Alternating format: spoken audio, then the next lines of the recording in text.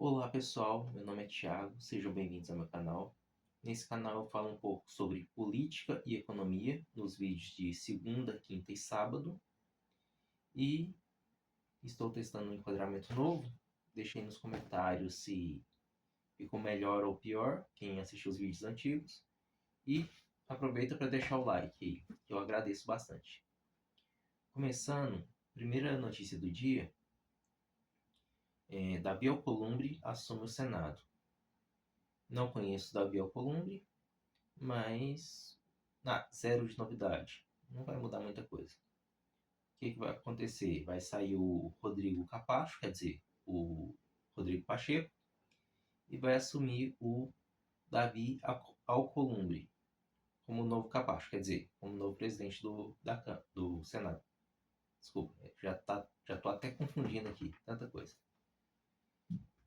Vai mudar alguma coisa? Não. Assim, ele vai assumir até fevereiro de 2027.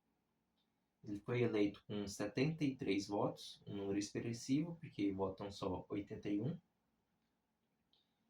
E, segundo o discurso dele, que eu andei lendo, notei só um trecho aqui. Ele buscará independência e a ordem correta das coisas, claramente se referindo ao STF. Ele vai buscar a ordem correta das coisas para que o Senado seja consultado e tenha a devida espera e burocracia. É ruim? Burocracia? Óbvio que é, mas em alguns momentos são necessários. Ele é da onde? Ele é do Amapá. Isso eu vejo com bons olhos, porque é uma região muito esquecida. O Senado tem influencia alguma coisa no destino de verbas? Não, não muito. Mas questão de aquela jogadinha política, isso vai acontecer bastante. E provavelmente esse seja o impulso necessário e único suficiente para Petrobras conseguir explorar a margem equatorial. Eu tô falando isso porque vai ter acordos por fora, tá? Não que ele tenha o poder de fazer isso. Mas convenhamos, numa conversinha no corredor, me ajuda com uma coisa e me passa outra, isso vai acabar acontecendo. E agora na Câmara dos Deputados. Quem vai assumir no lugar do Arthur Lira? Hugo Mota. Hugo Mota é praticamente aluno do Arthur Lira. Muda o quê? Nada. Não vai mudar nada. Ele é semelhante ao Lira, porém mais disposto a comprar briga. Nada demais. Eu vejo com uma boa expectativa essa troca, porque projetos que estavam engavetados agora vão começar a surgir. Principalmente impeachment. Não creio que vá para frente, mas vão ser debatidos. Do Alexandre de Moraes e do Lula. O Lula tem alguns projetos arquivados, o Alexandre de Moraes tem vários projetos arquivados. Agora, com a saída do Pacheco, talvez o Alcolumbre desengavete algum.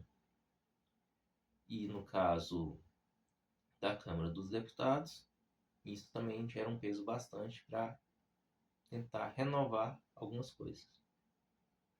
E como Câmara e Senado vivem trocando figurinha, vai ter alguma influência sim nas votações do Senado. E saindo um pouco do Brasil e indo para o mercado global, o Trump joga mal no xadrez político. Por que eu estou falando isso? Ele foi visitar a Venezuela, isso, nosso vizinho problemático, esse mesmo. Para quê?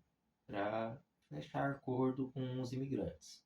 Tem algumas pessoas que foram buscar asilo nos Estados Unidos, óbvio, e agora estão sendo devolvidos. O governo conversou com o Trump para que essas pessoas não fossem para a Venezuela, e sim achassem outro país que pudesse receber, estilo Brasil, nós mesmos. Só que o Trump resolveu mandar um diplomata lá conversar, mexer os pauzinhos e devolver essas pessoas para a Venezuela. Eu não gostaria nada disso se eu fosse um venezuelano. Se eu fosse principalmente esses que foram para os Estados Unidos. Experimentou a liberdade, fez dinheiro e agora vai voltar para a pobreza. Triste. Triste igual um cara que eu vi que chegou no Brasil recente. Fez uma dívida de mais de 100 mil para poder ir para o exterior. Alguns meses depois, é deportado de volta para o Brasil. Ficou só a dívida. Isso daí ganhando na loteria inversa, viu? E também ele vai taxar México, Canadá e China. Eu estranhei os valores na primeira vez que eu vi, até comentei errado no vídeo passado, mas agora sim, com o trem tendo andamento, né? A gente vê que decisão totalmente fora de lógica. 25% para o México, 25% para o Canadá e 10% para a China. Eu não entendi por que só 10%. Ele estava ameaçando 100% e só 10%. Talvez vai tentar subir de novo. Antes ele vai ver o impacto disso na economia. Porque assim, eu vou falar mais à frente no próximo tema, mas a importação dos Estados Unidos é alta, principalmente da China. O que eles importam do México e do Canadá não pesa tanto na balança comercial. Agora, da China, pesa bastante. Vamos lá. Guerra contra as drogas no México. Novidade para ninguém. Se o México não é controlado por cartel, eu não sei quem controla o México, não. E assim, agora, os Estados Unidos declarou alguns cartéis mexicanos como grupos terroristas. Isso dá brecha para eles invadir o México para matar esses terroristas. Tá errado? Na minha opinião, não. Porque os Estados Unidos têm um problema sério com imigrantes ilegais vindo principalmente do México e com as drogas. E assim, se entra gente que é muito mais difícil de transportar, imagina a quantidade de droga que passa pela fronteira. Armas também. Poxa, armas. Eu acho que nem tanto, porque lá é muito fácil comprar armas. Mas sim, armas também. Porém, se alguém vai transportar armas do México para os Estados Unidos, é porque essa pessoa não consegue armas local. Então você já viu o problema. Não é qualquer tipo de arma que eles vão transportar. Isso é o que eu acho. Tenho provas? Não. Mas alguma vez você vai ver alguma notícia assim. O segundo tópico, quer dizer, o primeiro da economia, está muito ligado a isso do Trump. Então vou meio que emendar o assunto. É a taxa das luzinhas versão Estados Unidos. Bom, se Trump vai taxar China, Canadá e México, ele vai taxar de alguma forma. Nos Estados Unidos, eles tinham uma faixa de isenção semelhante ao que o Brasil tinha, de $50, porém lá é $800, era isento. Agora não vai ser. E assim, só lembrando, o Brasil teve um prejuízo de 2,2 bilhão nos Correios, por conta dessas taxinhas. Isso sem falar que a importação reduziu bastante, porque o brasileiro estava comprando muito da Shopee, Shein, e agora não consegue mais. Ou pelo menos estão tendo que rever o preço das coisas, porque cresceu muito, teve coisa que dobrou de valor. Então assim, o consumo reduziu bastante, a importação reduziu bastante. Em consequência, a arrecadação do governo também, quer dizer, reduziu? Eu acho que não. Mas nesse ponto de impostos, mercadoria circulando, isso sim reduziu.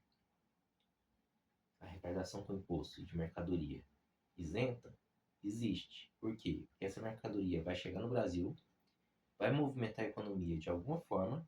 Por exemplo, se eu compro uma máquina, essa máquina vai produzir alguma coisa, ela precisa de energia. Então, sim, o governo arrecada com coisa isenta. não diretamente. Por isso que eu falei. Agora, se eu espero que a indústria local produza isso e ela não produz, eu vou ficar sem consumir, sem ter o produto. É assim que as coisas funcionam.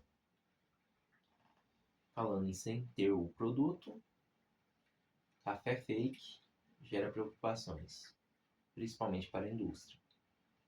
Bom, a empresa que produziu o café que na verdade não é café, é milho, falou o seguinte: a gente é uma empresa de vários anos no mercado, a gente nunca iria enganar o consumidor.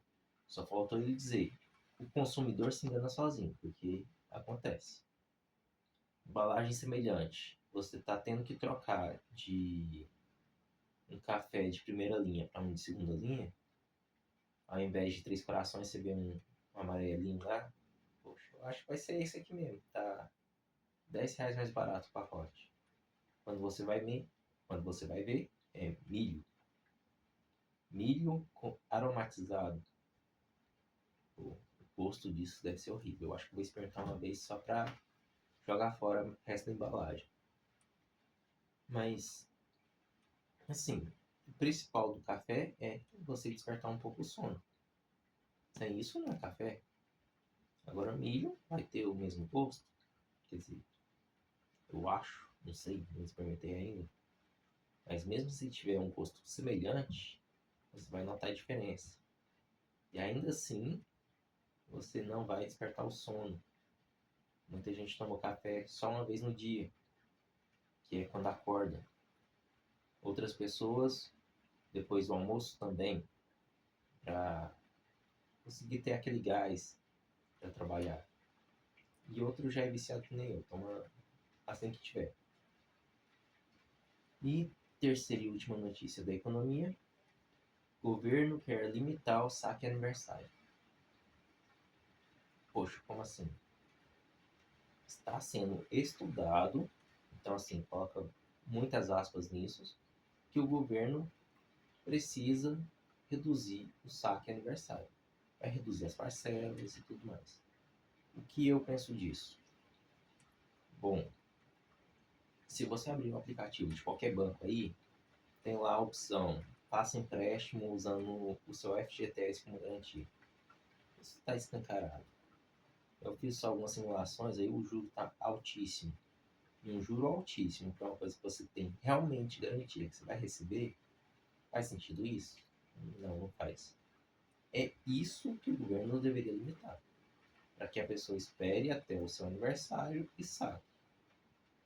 Poxa, isso é ruim, porque vamos supor, no meu caso, eu faço aniversário em dezembro, vou ter que esperar até dezembro para sacar o FGTS. É melhor do que você pagar um imposto absurdo para uma coisa que você sabe-se lá se vai receber ou não. Pode contrair dívidas e o governo mudar uma coisa e você não ter a garantia. Tá certo que os bancos vão correr parte do risco, mas eu não entendo bem o contrato disso, porque eu só olhei por cima, não me arriscaria.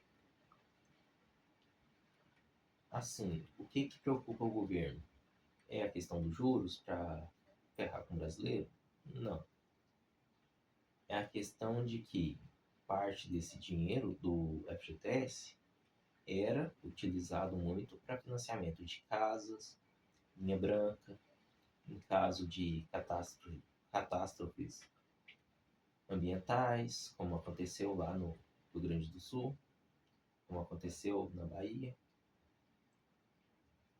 E assim, se você saca tudo que você pode, como é o que eu recomendo fazer, porque o dinheiro no FGTS não rende nada, só não vai gastar com bobeira, né?